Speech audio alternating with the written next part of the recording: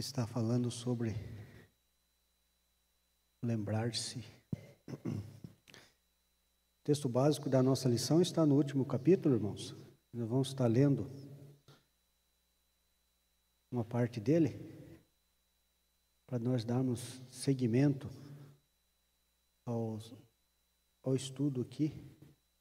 Hoje nós estamos encerrando os estudos em Eclesiastes. A partir da próxima semana entra Cantares. Então nós estamos tendo esse fechar aqui. Vamos estar orando antes, irmãos? Pai bondoso e amado, agradecemos a Tua bondade, Tua graça, Tua misericórdia em nossas vidas, a oportunidade de estarmos reunidos aqui como igreja do Senhor para Te cultuar, para Te adorar, para participar da ceia. Agradecemos por esse pão vivo do céu, Pai. Agradecemos, ó Pai, por esse momento de compartilhar da Tua palavra. Que o Senhor esteja nos ensinando, nos usando, tanto aqui na escola, na classe dos adultos, como nas crianças, a todos, ó Pai, adolescentes, jovens que estão reunidos aqui. Possamos crescer na graça, na fé, na comunhão com o Senhor, a Tua vida mais pautada no Senhor, Pai. Agradecemos por este momento e que o Senhor nos edifique. Carecemos da direção, a unção do Teu Santo Espírito, Pai, que esclarece, que nos ensina a Tua palavra. No nome de Jesus, amém. Irmãos, capítulo 12 de Eclesiastes é um texto bem conhecido. Ele começa assim: a velhice. Lembra-te do teu Criador nos dias da tua mocidade, antes que venham os maus dias e cheguem os anos dos quais dirás: não tenho neles prazer. Antes que se escureça o sol, a lua e as estrelas do esplendor da tua vida, e torne vir as nuvens depois do aguaceiro. No dia em que tremerem os guardas da tua casa, ou seja, os guardas da casa, os teus braços, e se curvarem os homens, outrora fortes, as tuas pernas, e cessarem os teus moedores da boca, e já por serem poucos, se escurecerem os teus olhos nas janelas, os teus lábios quais portas da rua e fecharem, no dia em que não puderes falar em alta voz, te levantares a voz das aves e de toda a harmonia, filhas da música, te diminuírem, como também quando temeres o alto, o que é alto, e te espantares no caminho, e te embranqueceres como floresce amendoeira, e o gafanhoto te for um peso, te perecer o apetite, porque vais à casa eterna, e os pranteadores andem rodeando na praça. Antes que se rompa o fio de prata, e se despedace o copo de ouro, e se quebra o cântaro junto à fonte, e se desfaça a roda junto ao poço, e o pó volte à terra como era, e o espírito volte a Deus que o deu. Vaidade de vaidade, diz o pregador, tudo é vaidade.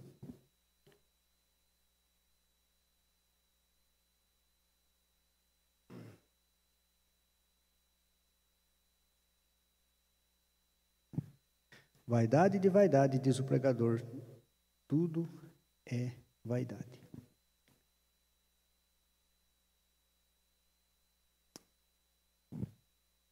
Lembra-te do teu Criador. Lembra-te. A vida debaixo do sol. Esta é uma expressão recorrente em Eclesiastes. Desde quando nós começamos o livro, lá no seu início já conecta a vida debaixo do sol. Como temos visto, Salomão se preocupa em nos ensinar a buscar significado para a nossa existência em Deus e a encarar as mazelas e bênçãos pela fé. Só que essa vida tem um fim, e segundo o pregador, esse fim é bem diferente do começo. Hoje vamos analisar o último capítulo e tirar seus ensinamentos, que fala a todos os homens e em todas as épocas. Salomão se preocupa em nos ensinar a buscar significado para a nossa existência em Deus e a encarar as mazelas e bênçãos pela fé. O significado da nossa vida, irmãos, se não tiver em Deus, é aquilo que o pregador fala aqui em Eclesiastes, não passa de um sopro. Aqui, e o bom é que aqui na revista, irmãos, ele traz alguns significados do que é esse vento, o que é a vaidade, e usa de termos que muitas vezes nós não conseguimos entender, e um termo que ele usa aqui que é Ebel. Ebel é como que ele ensina aqui? Ebel que é a vaidade, termo para vaidade, como se fosse um vácuo, como se fosse uma fumaça. Desaparece, pouco tempo desaparece, uma neblina. Então, diante desse pensamento aqui, ele traz ao nosso coração que ele se preocupa em nos ensinar a buscar significado para a nossa existência em Deus. Porque se nós não buscarmos significado em nossa existência em Deus, irmãos, nós podemos cair no pensamento de que a vida debaixo do sol, ela não tem sentido. Que sentido há? Sentido há. E é o que ele vai estar dando seguimento aqui no discorrer da lição. Uma ordem necessária. Sendo a literatura sapiencial, Eclesiastes procura relatar que a vida é passageira, e que, sem Deus, existe somente canseira, enfado e infelicidade.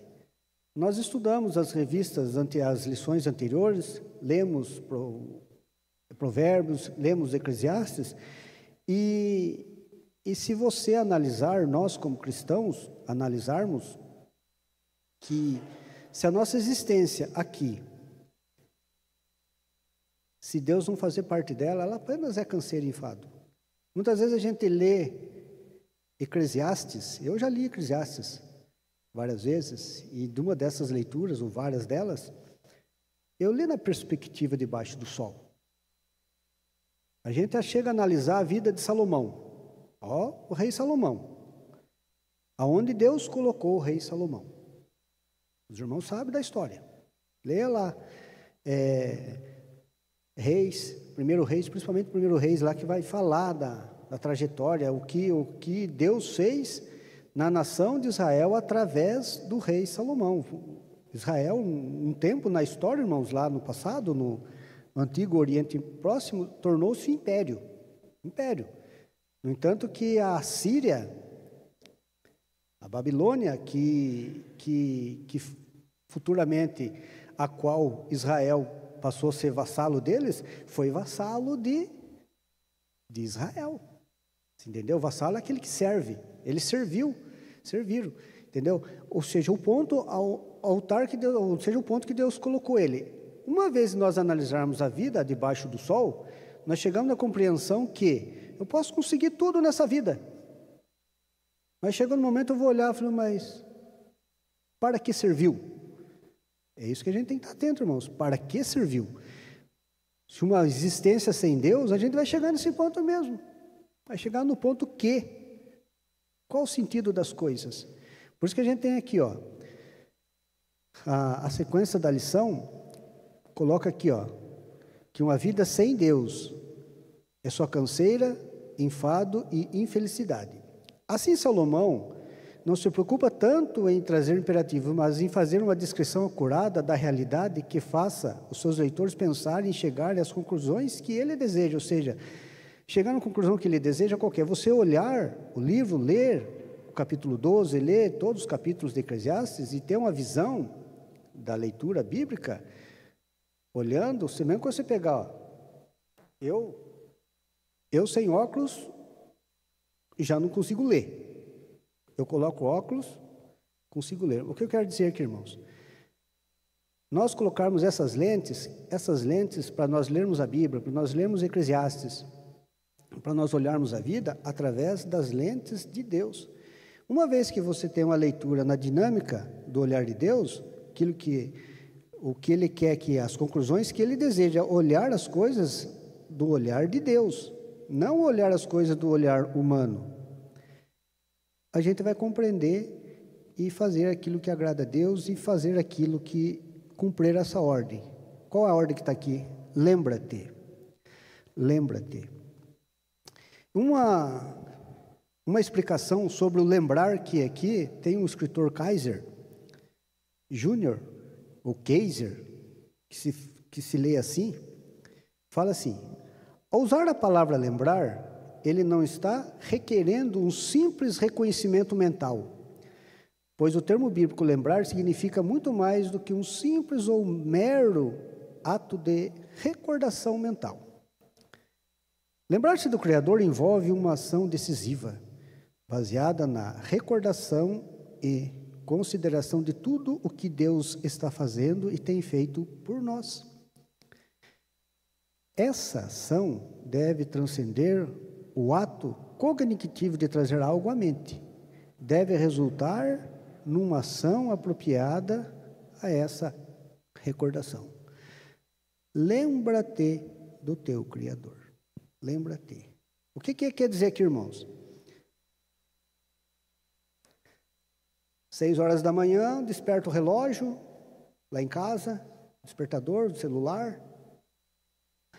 Hoje é domingo. É para me lembrar do Criador no domingo? É para me lembrar do Senhor na hora da escola dominical, na hora do culto à noite? Não. É para me lembrar do Senhor dia a dia da minha vida, 365 dias do ano. Essa é a visão dele aqui. Não é o lembrar-se. Não é o lembrar-se, aquele lembrar-se vago. Ah, lembrei de algo lá do passado. Ah, lembrei que eu tenho que ir na igreja hoje. Lembrei que eu tenho que dirigir a escola dominical. Misericórdia, não. Não é esse lembrar que ele quer dizer aqui. É uma constância na vida. Você ter Deus presente em todos os seus atos. Uma vez que eu tenho Deus presente na minha vida, irmãos, eu vou ter uma vida pautada de acordo com a palavra de Deus. Não uma vida pautada com as regras que eu quero seguir, que eu quero fazer para a minha vida. Se eu quero sucesso na minha carreira profissional, se eu tenho Deus no meu coração, na minha vida, eu vou seguir, eu vou chegar, eu vou ler a cartilha segundo a vontade de Deus, não a cartilha segundo o meu coração, segundo o mundo está pregando que tem que ser. Então é essa lembrança que nós temos. Lembra-te, lembra-te. Uma das ilustrações do livro da Mensagem Diárias da Semana foi justamente aquela, numa casa. Aqui no Brasil é muito pouco, tem muito pouco isso, mas é comum a gente ver nas casas norte-americanas, pelo menos eu tenho visto mais lá, nos filmes que eu tenho assistido. A escada, os prédios são aqueles prédios enormes, e a escada agora, eu creio que provavelmente seja antigo, não sei se ainda hoje se constrói desta maneira. As casas eram feitas, os prédios, 2, 3 andares, e do lado da casa tem uma escada de refúgio. Uma escada para qualquer evento que acontecer, sai por aquela escada e desce. Não sei se é essa a maneira de pensar que o pastor colocou lá, mas é a maneira que eu entendi. Aquela escada fica lá, esperando um incêndio por anos. E aquela escada fica lá. Ela não fica tocada no chão, ela fica alguns metros do chão. Você vai chegar, vai pisar, ela vai cair e vai chegar ao chão. Como está lá na mensagem lá. Você deixa aquela escada lá enferrujada. O dia que você for precisar dela, você vai usar, ela está caindo, está quebrada. Ou seja, lembrar dessa escada só a hora que você vai usar. Não sei se é isso que o pastor quis falar lá na mensagem, é o que eu entendi. Ou seja, a casa toda ornamentada, nós vamos viver na casa, vamos desfrutar da casa, dos bancos, do sofá, da cama, gozar da casa, viver na casa. Todos os dias, e cuidar daquela escada, e lembrar que aquela escada pode ser usada a qualquer momento. O que eu quero dizer aqui, irmãos? Muitas vezes nós colocamos Deus na nossa vida dessa maneira, que Deus é aquela, está tudo bem, está tudo legal, a vida está uma maravilha, saúde, família, escola, trabalho, igreja, mas lá um dia dá uma dorzinha que você não sentiu. Lembrei de Deus. Não, irmãos, não é essa hora não, é para lembrar de Deus. Lembra-te, fazer parte da sua vida, todo dia, toda hora, todo instante. De forma prática, o autor que Salomão deseja que entreguemos toda a nossa vida para Deus. Devemos nos lembrar dele em toda a circunstância, incluí-lo em todos os nossos planos, louvá-lo por todas as bênçãos e orar a ele em todos os nossos problemas. Ele dirige sua palavra especialmente aos jovens. Lembra-te do teu Criador nos dias da tua mocidade. Mas o imperativo atinge a todos, não é só para os jovens, mas sim para nós também, que já estamos chegando nos 50 anos, para os irmãos que já estão nos 50 anos, para os irmãos que estão caminhando para os 50 anos. Não é só para os jovens. É fácil, por exemplo, ontem nós tivemos aqui em Itapeva um trabalho nacional da UPA, que envolveu parte do o sínodo. Nós tivemos aqui, se eu não me engano, parece que a expectativa era 800 jovens e adolescentes. Veio, parece que 900. Me corrijam se eu estiver errado. É o que eu fiquei sabendo ontem. A mensagem de Eclesiastes não é só para esses 900 irmãos que tiveram ali, que foi pregado o dia todo, tiveram um momento ali. Lembra-te do teu Criador. Não, só para eles, para nós também. Ou seja, é para todos, a mensagem atinge a todos. Senão poderia muito eu ficar cômodo na minha vida, a mensagem é só para o Isaac, que está com 13 anos. Não, a mensagem é para mim também, para que a minha vida seja vivida de acordo com a vontade e o querer de Deus. O pregador deseja que consideremos que há um tempo em que o vigor e a disposição são maiores, intensos, em comparação com uma velhice difícil. Então, onde que ele quer chegar aqui, irmãos? Lembra-te do teu Criador nos dias da tua mocidade, antes que. Então, irmãos, lembrar-se de Deus, irmãos, no dia da nossa mocidade, nós temos uma vida com Deus. É você chegar lá nos 95 anos, né, dona Teresa, de bons anos bem vividos na presença de Deus. Bons anos bem vividos na presença de Deus. E muitas vezes nós corremos o risco, e muitas vezes tem-se ignorado isso, de lembrar-se de Deus apenas lá no finalmente. Graças a Deus que muitos chegam lá no finalmente, irmãos, e reconhece que há um Deus que cuida, um Deus que cura, um Deus que preserva, um Deus que liberta. Mas a prioridade na minha vida, irmãos, tem que ser Deus. Tem que lembrar Deus em todo momento, em todo instante da minha vida. A pergunta é, a quem estamos dedicando os melhores dias da nossa vida? A quem estamos dedicando os melhores dias de nossa vida? Para o pregador, se não for para o Deus vivo e verdadeiro, pela fé em Cristo Jesus, nada fará sentido.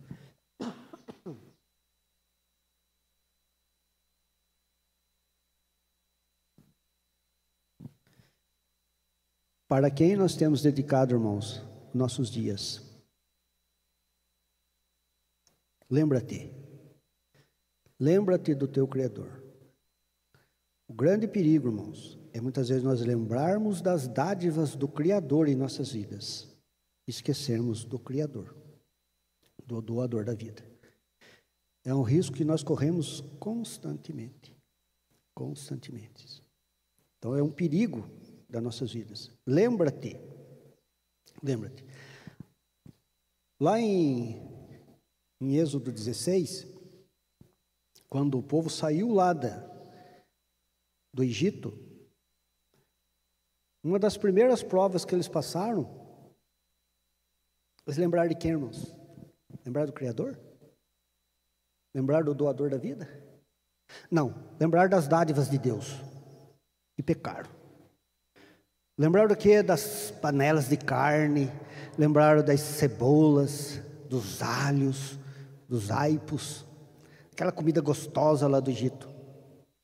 Deus que deu para eles lá, irmãos, porque Deus sustentou Israel 430 anos lá no Egito. 430 anos lá no Egito. Esse é o grande perigo, irmão, que nós corremos na vida. É umas considerações que eu faço aqui, fechar esse tópico. De nós, muitas vezes, corremos esse risco grave de lembrarmos das dádivas de Deus e esquecermos de Deus. E daí, uma vez que nós lembramos das dádivas de Deus, Nós passamos a ser aquele crente reclamão, aquele crente murmurento. Você pergunta para ele, como é que está, irmãos? Ai, tem uma dor aqui. Como é que está, irmãos? Ai, a situação do país está assim. Fala, por favor. É verdade, irmãos.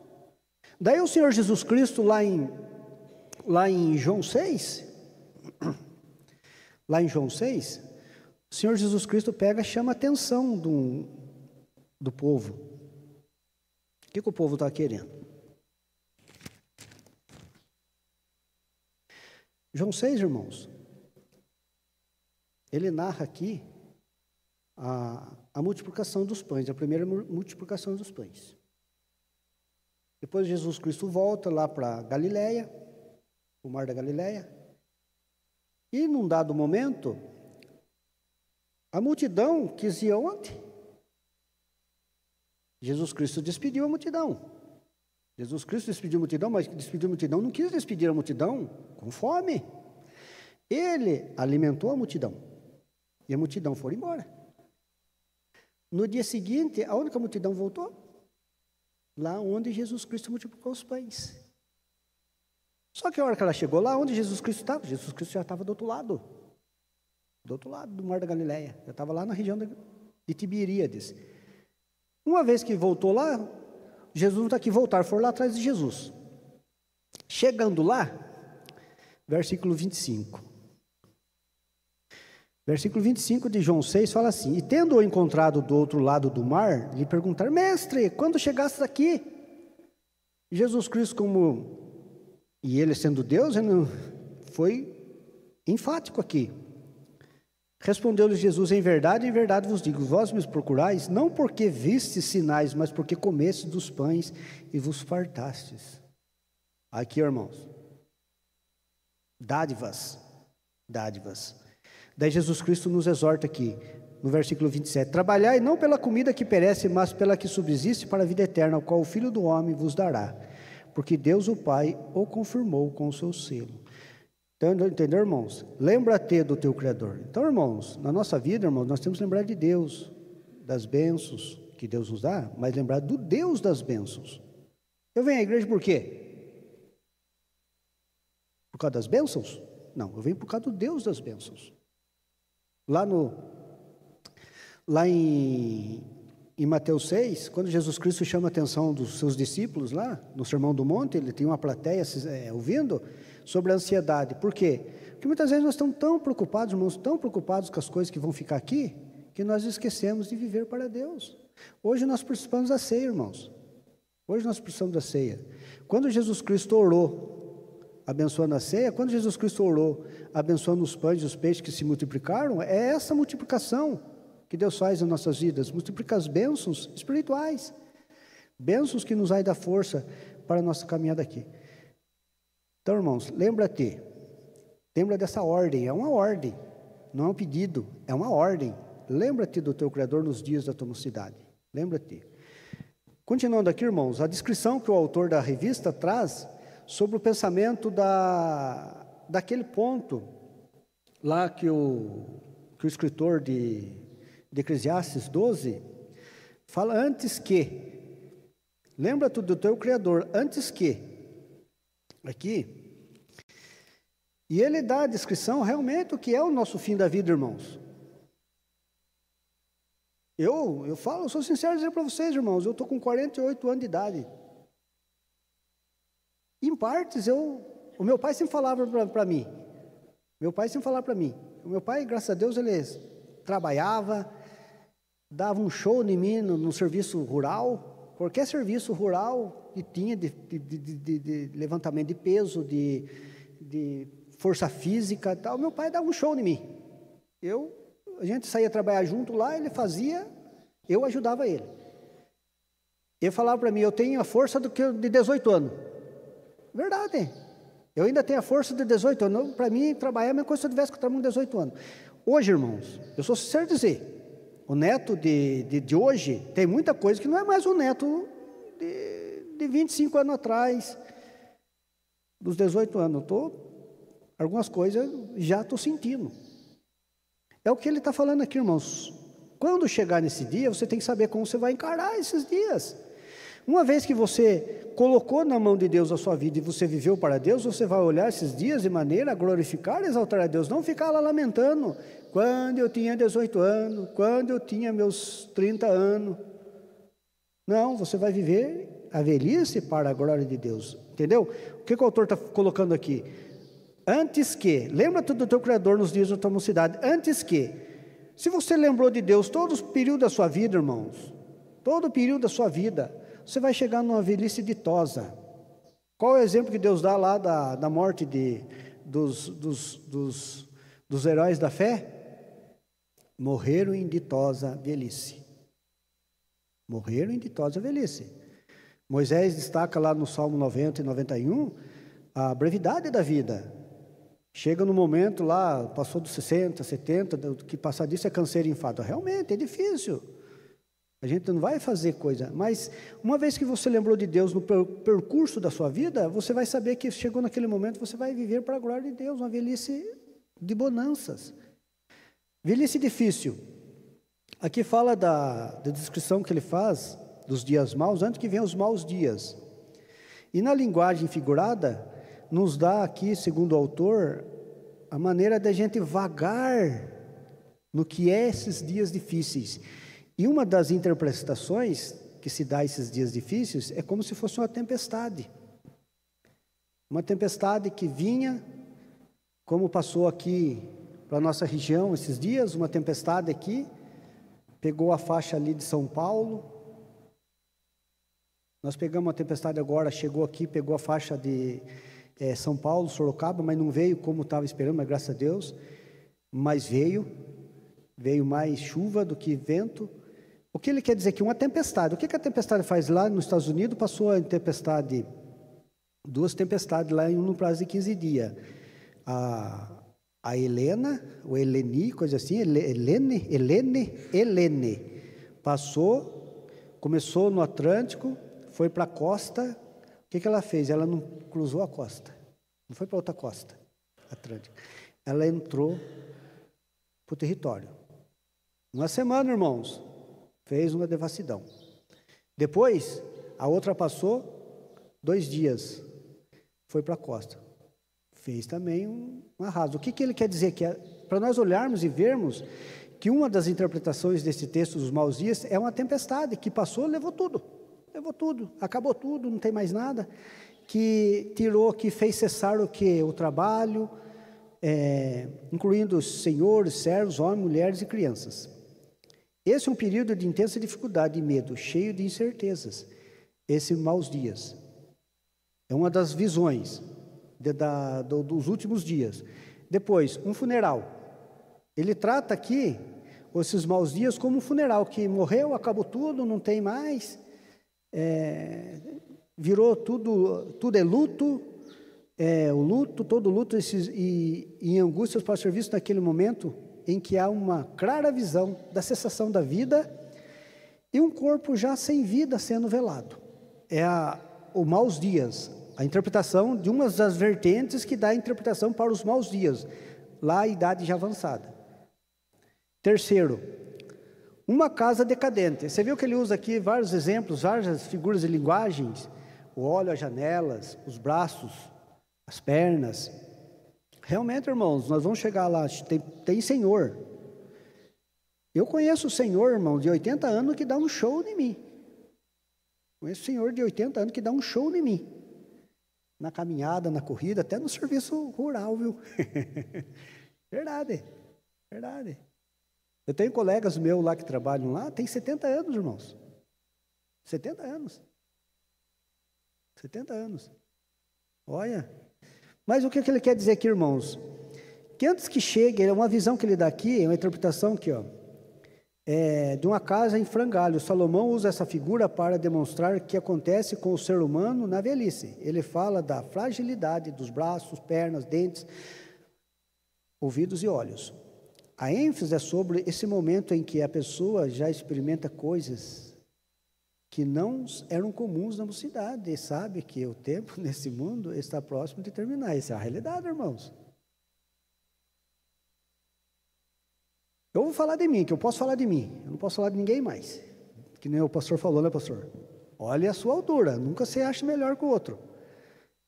Irmãos, eu tenho sentido, com 48 anos, eu tenho sentido umas coisas que quando tinha 18 não sentia.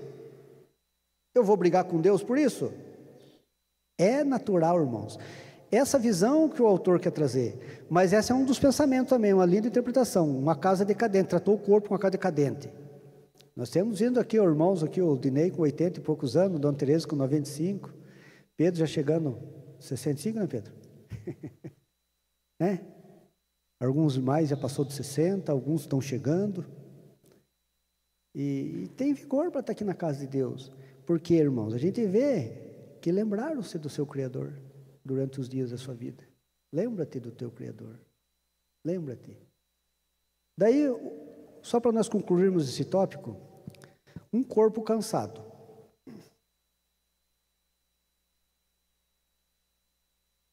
Um corpo cansado.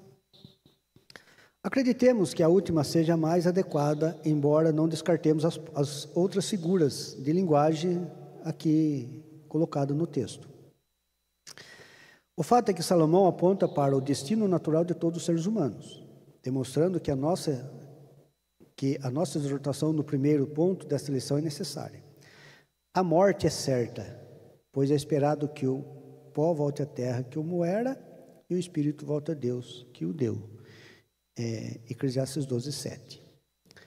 Essas são janelas para a eternidade, que o pregador abre durante o seu discurso sobre a vida debaixo do sol. Assumindo que o que ensinamos em lições passadas, que nós estudamos sobre o termo vaidade, o pregador demonstra que, ainda que alguém morra na velhice, sua vida é efêmera e passageira. Vaidade de vaidade dos pregadores, tudo é vaidade. Ou seja, o que ele quer dizer aqui, irmãos? Ele quer dizer aqui que proveito tem um homem chegar, ou uma mulher, o ser humano. Quando ele fala homem aqui, irmãos, é homem e mulher. Que proveito há para nós chegarmos aos nossos 95 anos, 100 anos, digamos assim, uma ditosa velhice, e nós temos que nos cuidarmos para chegar lá, usar dos meios que Deus deixou para nós chegarmos lá. O que ele quer dizer aqui, irmãos? Para nós chegarmos lá e olharmos para trás, qual foi o proveito disso? Qual foi o proveito disso? Ou eu chegar lá e não vivi para o Senhor, qual é o proveito disso? O que ele quer dizer aqui, irmãos, que nós temos que viver uma vida de piedade, uma vida proveitosa diante de Deus. Não a vida que você passou pela vida, chegar lá nos meus 80, 100, 90 anos ou mais, e bater no peito, tive uma vida bem vivida. Há um termo aqui, irmãos, eu já escutei várias vezes em velórios, morreu, mas teve uma vida bem vivida. O que é ter uma vida bem vivida? O que é ter uma vida bem vivida? Salomão experimentou esse termo, irmãos. O que ele fez lá, irmãos? 1000 mulheres, irmãos. Misericórdia, hein? Olha, né, Miriam?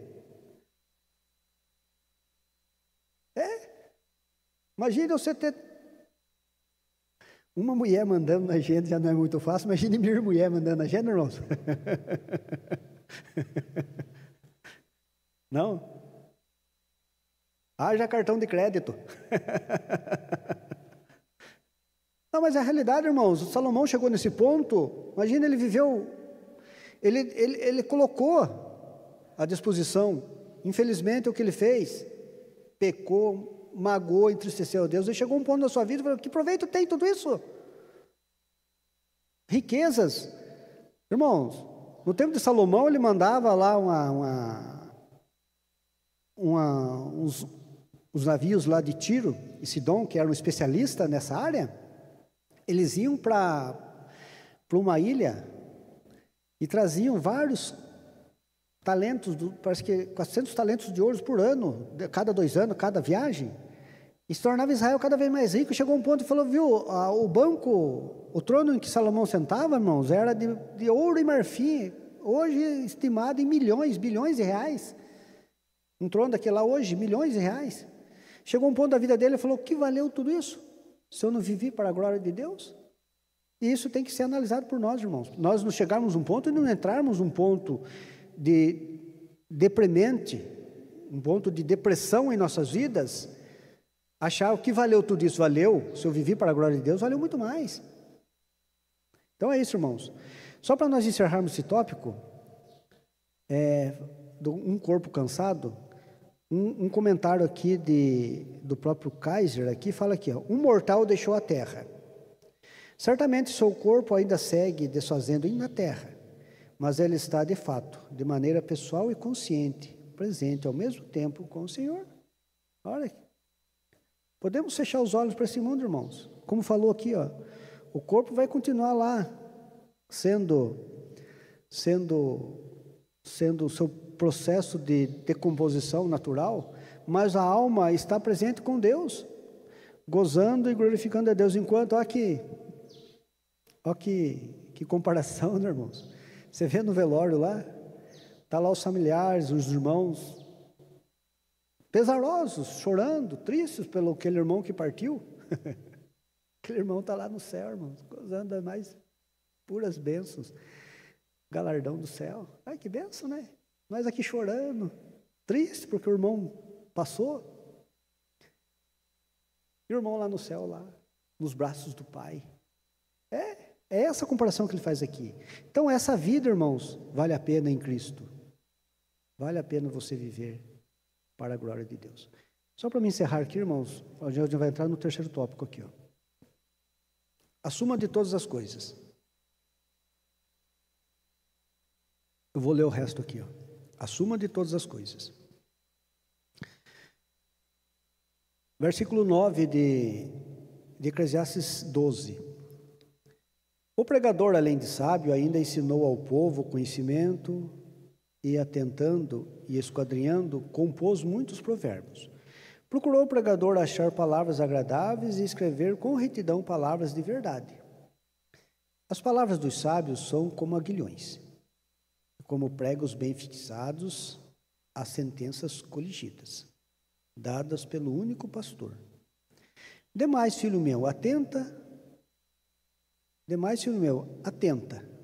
Não há limite para fazer livros, e no muito estudar há enfado da carne. É enfado da carne. De tudo o que se tem ouvido, a suma é: teme a Deus e guarda os seus mandamentos, porque isto é dever de todo homem. Teme a Deus e guarda os seus mandamentos, porque isto é o dever de todo homem. Porque Deus há de trazer a juízo todas as obras, até as que estão escondidas, quer sejam boas, quer sejam más. De tudo que se tem ouvido, teme a Deus, irmãos. A suma é, irmãos. Qual é a suma do livro de Eclesiastes aqui? Teme a Deus, irmãos. Teme a Deus.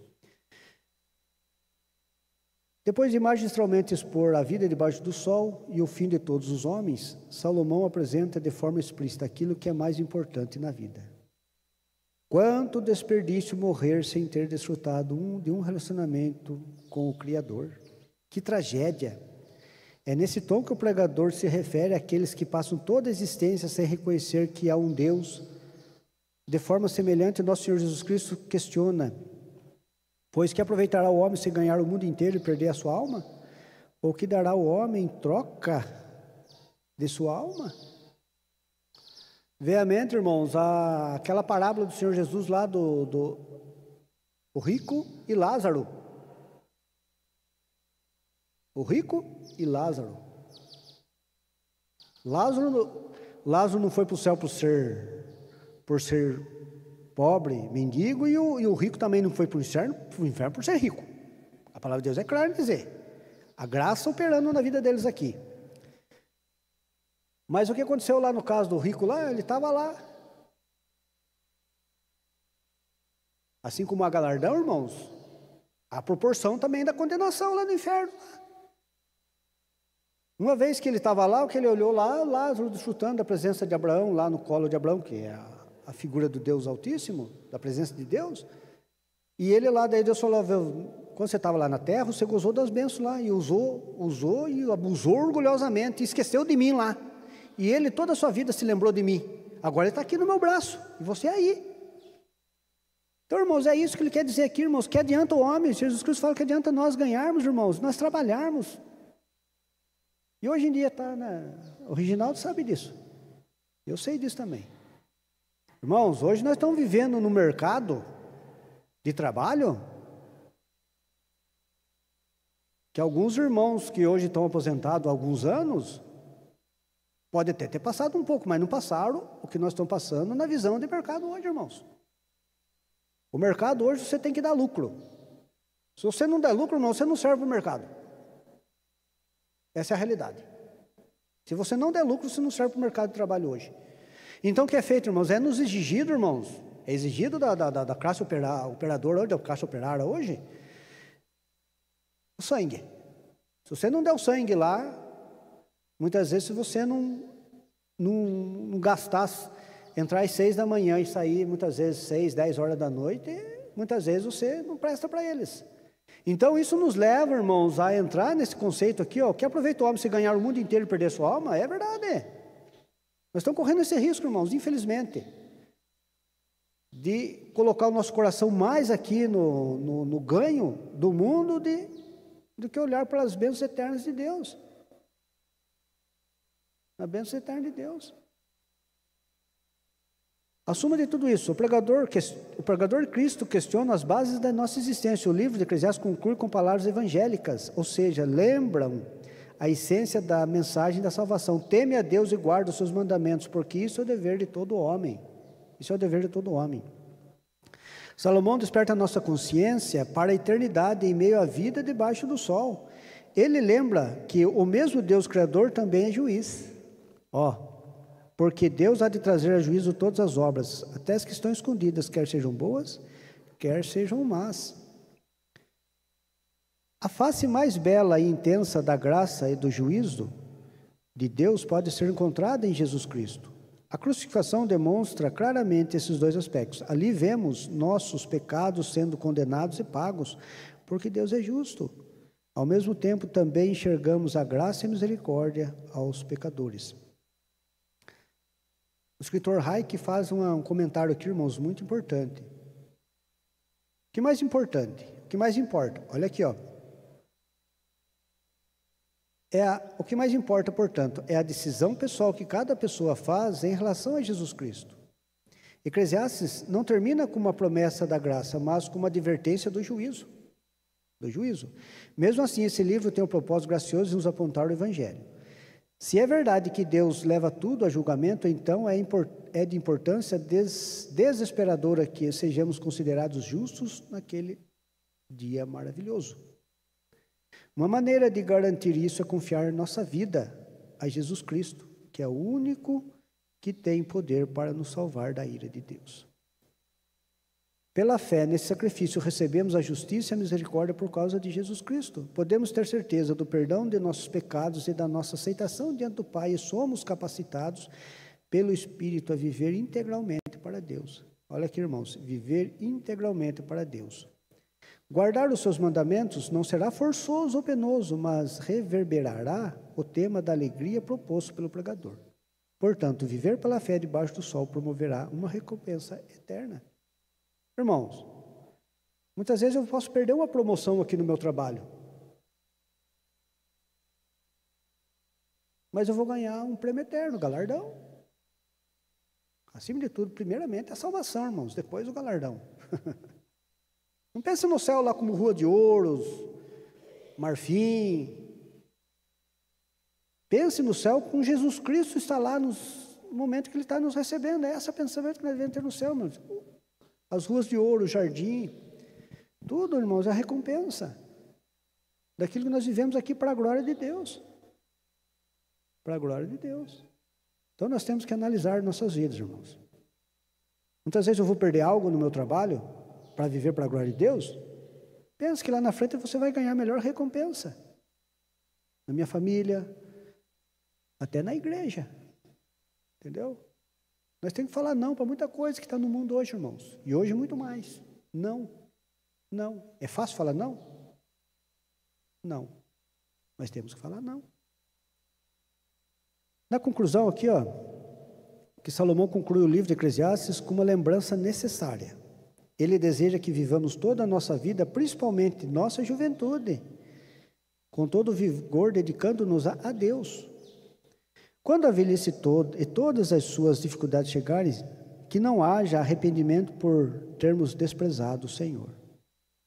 Imagina, irmãos, chegar lá nos meus idos anos e olhar para trás, porque eu não vivi para Deus. Viver uma vida pela fé, temendo a Deus e obedecendo aos seus mandamentos, terá resultados eternos. Resultados eternos. Aplicação. Lembre-se de Deus todos os dias, colocando como ponto focal da sua vida. Entregue os seus melhores dias ao Senhor, vivendo de modo a glorificá-lo, preparando-se para receber a recompensa eterna. Essa vida que nós devemos viver, irmãos. Dediquemo-nos cada dia mais a Deus. Qual é a nossa maior preocupação ao levantar, irmãos? Levanto, já vou fazer café, já vou tomar café, já vou trabalhar. Não, irmãos. Levante meia hora mais cedo. Leia a Bíblia. Ore. Leia o devocional diário. Leia. Estude, medite na palavra de Deus. Pensa que nós temos, aqui fala aqui, ó, recompensas eternas. Recompensas eternas. Irmãos, que Deus nos abençoe, que nos dê força, possamos cada momento em nossas vidas, irmãos, lembrar do nosso Criador. Lembra-te, lembra-te. Agradeço pela atenção dos irmãos.